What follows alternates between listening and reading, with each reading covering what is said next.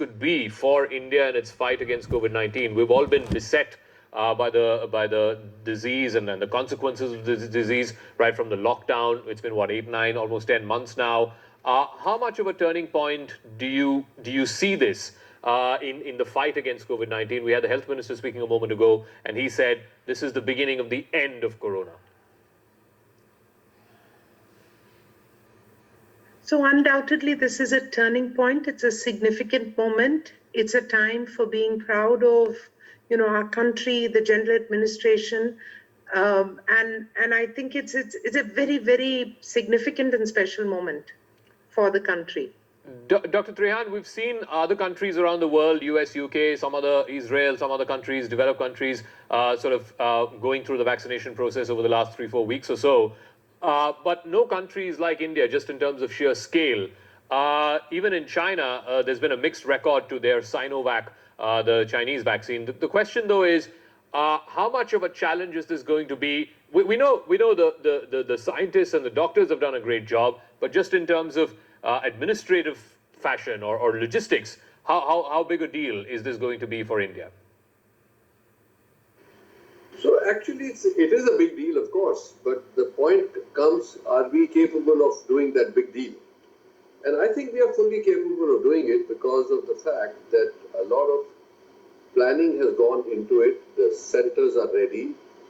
For instance, at Medanta, we are going to be inoculating in the first go, that is in the first few days, 6,000 of our own employees who are the frontline health workers.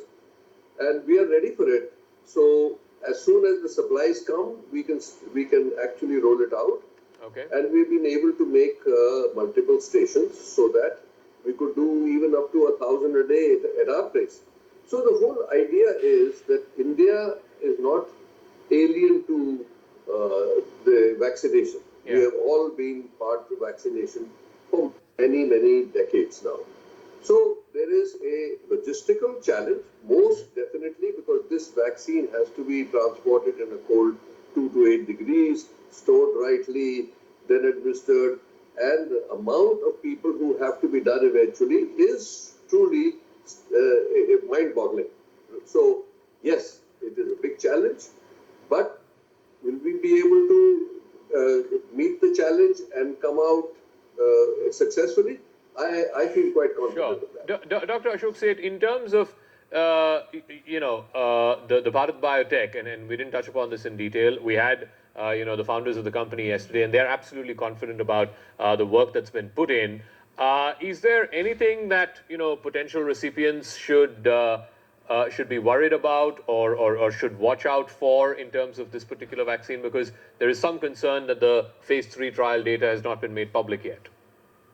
So let me just say it right on the TV and allay everybody's apprehension, the listeners, the viewers.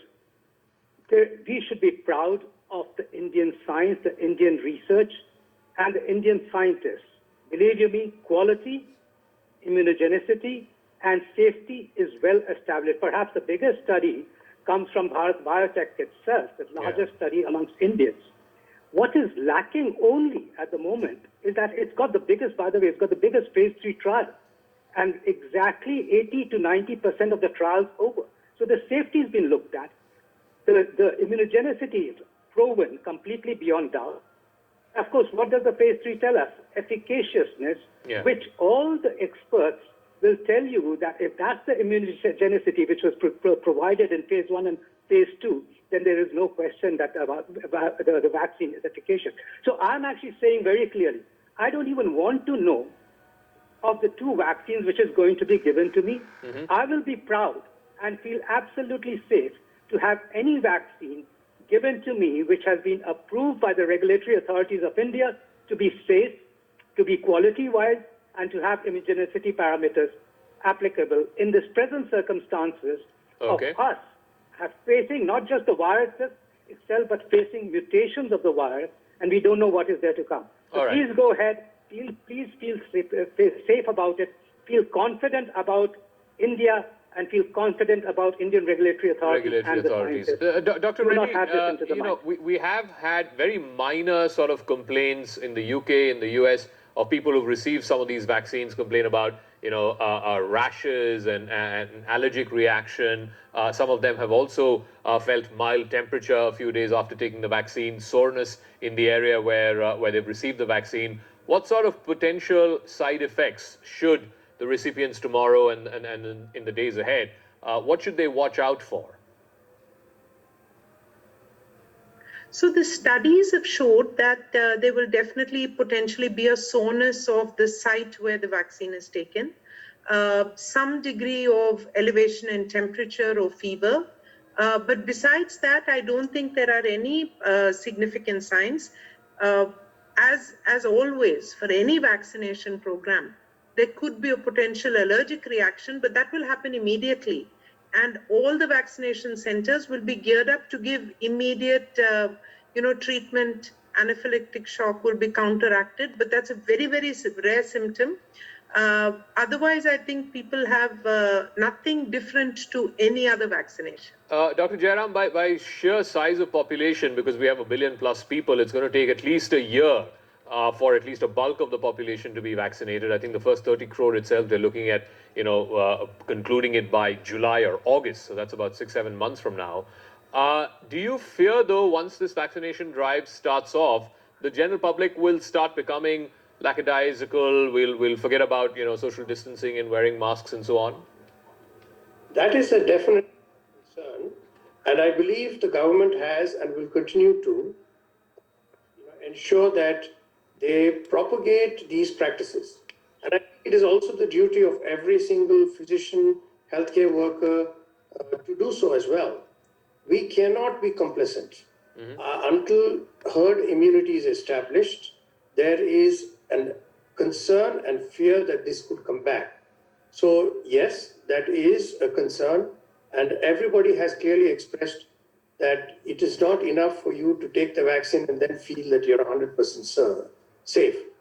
I mean, let's remind ourselves that none of the vaccines is 100% effective. It is 70 to 90% in the best instances. And therefore, there's a 10% chance. Statistics can say there's a 10% chance. But for a given individual, it's 50-50. You either get it or you don't. So this is something that we should continue to propagate in times to come. Dr. Trehan, India has had experience in the past, of course, with mass vaccination programs, whether it's pulse polio, BCG, and so on. But that was largely for children. Has there been an instance at all in Indian history, in Indian medical history, where we have tried or attempted to inoculate the entire general population, or at least 60-70% of that general population, in order to achieve herd immunity against a virus or a pandemic of this nature? No. There has not been. This is the first time there is a pandemic in living memory. So 100 years ago there was a pandemic. I mean, and things were quite different then. But now this is the first time that not only India but the whole world has been challenged all in one go. So you're talking about billions and billions of people around the world who have to be inoculated. So India has its own challenge with 1.3, 1.4 billion people. But the world also has 7 billion people. Yeah. So the point is, it's not the quantum of people you have to treat. It may take a little longer than it did before. But the methodology is there. We have the personnel, we have the vaccinators, we have the doctors, we have the logistics people, we have the documenters, because this requires a lot of documentation. And in addition to that, what we are doing at Medanta is that we have started a study on all the people who are, and we are putting them into the study, all the people who work with us. So 6,000 people, we are asking them to volunteer to participate in this trial, where we are documenting what is the level of their antibodies if they have already, what happens after the first dose, whether they have any reaction, not reaction, what are the levels. So everything is documented. Okay. Then we of course test their antibodies midway, then the second dose, and then after that, and then follow it up for 6 months after that. Sure. So we will have a very robust data on the vaccine, its efficacy, its predominance of any side effects. All these things will be very well documented. Okay. So All right. Let me go. Let me go back to Dr. Rana. One of the concerns that people have expressed is about the new mutations. We have a UK strain, a South African strain, and we're seeing other countries, US, UK, etc., sort of deal with these new strains. How effective would these vaccines be against these new mutations? Right now we know that the present vaccination, all the vaccination across the world, they are effective against the UK strain. Mm-hmm. But let me tell you that these mutations in the viruses, they are not uncommon. They are very common. Even in the coronavirus, more than 10 mutations have already occurred during last decade or so. And we would expect new mutation. Some mutated virus strain may not be dealt by this vaccine. New vaccine will be available. Now, once our scientists' ability is there, they will be able to tackle that also. Once that happens, But once we put halt to multiplication of this virus, probably mutation will also stop. Okay. So you're reasonably confident. Viruses are going. I'm quite confident. Mutation the viruses are fairly common. That is an uncommon thing. Okay. It's going to happen in any case. Dr. Jairam, in terms of how corona would have changed our lives even after the vaccine, let's assume it takes a year to inoculate a bulk of the population, 60 or 70% of the population. Do you see us going back to life as it existed in 2019, 2018, or is life going to be this way for forever? I think we've learned a lot. There are certain aspects of life which will never change. I believe that technology in communication is an example of how we may remain changed forever, at the same time creating efficiencies for ourselves. Some of it will certainly go back to normal. Sports, games, shows, things like that, entertainment and social gatherings will definitely come back, and hopefully that part of it will be more enjoyable with people protected and safe. I think it is important we understand that this is not the last pandemic, and science has predicted that there is more to come.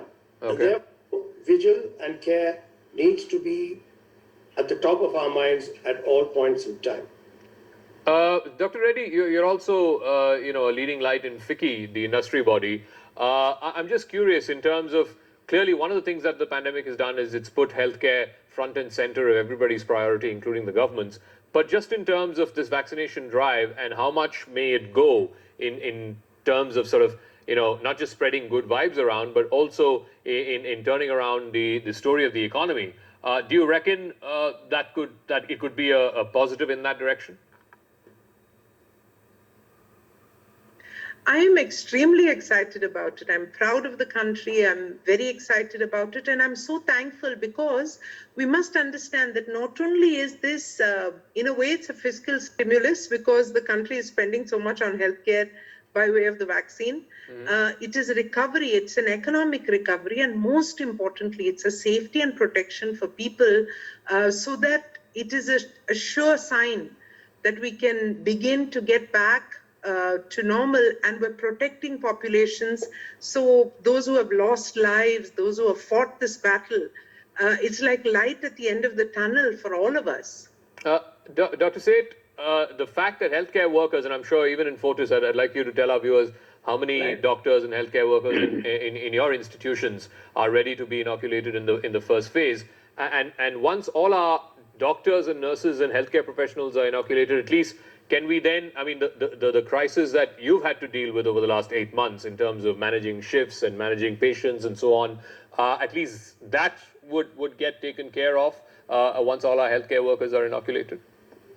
So close to 2,500 names have already been submitted to the government, and these lists which are being made are in association with exactly what's been provided to the government regarding the healthcare workers in each institution as we go along. So while this is going to be 100 of those being vaccinated, and by the way, these are not just doctors who are going to be vaccinated, nurses, paramedical staff, technician, and every healthcare worker forms a part of that 100. So it's not doctors first and nurses, so on and so on, so forth. Every healthcare worker comes in together. The 100 list constitutes of a 30% split of everybody.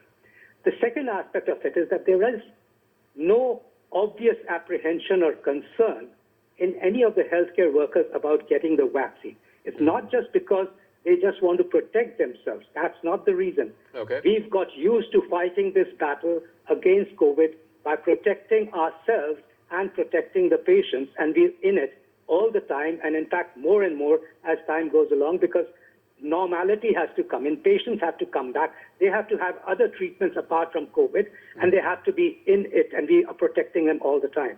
But it's also important that we want to take it so that our protection for our patient continues, not just for ourselves, not just for our families, which is also very important, and for our elders, but also for the patients, that if we're vaccinated, we show that our patients are protected from us, because we end up dealing with a variety of patients and their relatives all the time. Dr. Rana, I'll give you the final word. I think one of the points that's the second important point. And finally, I would also want to say that the social vaccine will have to continue irrespective of what happens to us. Okay. It'll still take 6 weeks for us to have antibodies, but that will only be possible if everybody gets vaccinated, and resistance, or should we say 70% of this population either has antibodies, and then the herd immunity kicks in. All right, Dr. Rana, I'll give you the final word. One of the features we've noticed through COVID is, people were putting off, even in some cases, essential surgeries because of concerns around COVID. So are you hopeful that it would be business as usual, at least for the healthcare sector, once our healthcare workers are all inoculated? Even now, when the